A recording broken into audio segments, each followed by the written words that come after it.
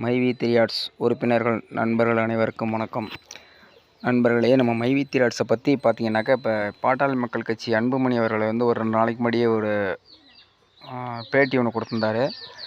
அதோடைய வீடியோ வந்து கண்டினியூவாக இணைக்கிறேன். அந்த வீடியோவை பாருங்கள். அந்த வீடியோவுக்கான கமெண்ட் என்னன்றதையும் எல்லோரும் பாருங்கள். அதாவது மக்களுக்கு நல்லது பண்ணணும்னு நினைக்கிற இவங்கள ஏன் மக்கள் இந்த மாதிரி கழுவி ஊற்றுறாங்க அப்படின்றத எல்லோரும் பார்த்து தெரிஞ்சுங்க. கண்டிப்பாக வந்து இந்த வீடியோ வந்து நல்லா வைரல் ஆகணும்.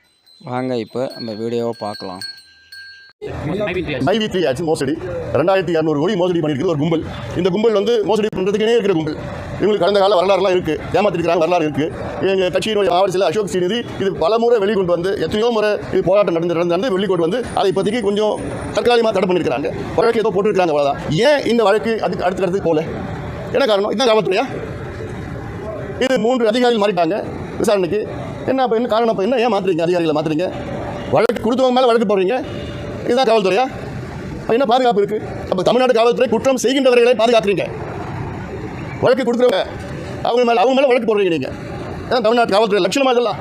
இதை நிறுத்திக் கொள்ளுங்கள். ஒன்று, இந்த நிறுவனத்தை விசாரணை நடத்தி இல்லை யார் சம்மந்தப்பட்டிருக்காங்க அந்த பணத்தை 2200 கோடி ரூபா பணத்தை மீண்டும் மக்களுக்கு திருப்பி கொடுங்க. அடுத்தது, அசோக் ஸ்ரீநிதி மீது போட்ட வழக்கு, அவர் மேலே எப்படி காவல்துறை அவமானப்படுத்தினார், இப்படிலாம் பொய் வழக்கு போட்டுருக்காங்க. விசாரணை கொண்டு போய் பொய் வழக்கு போட்டு என்ன பண்ணியிருக்கிறாங்க.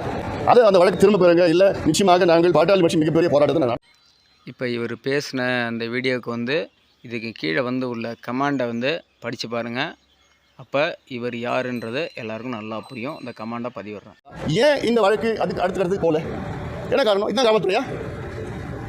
இது 3 அதிகாரிகள் மாறிட்டாங்க விசாரணைக்கு.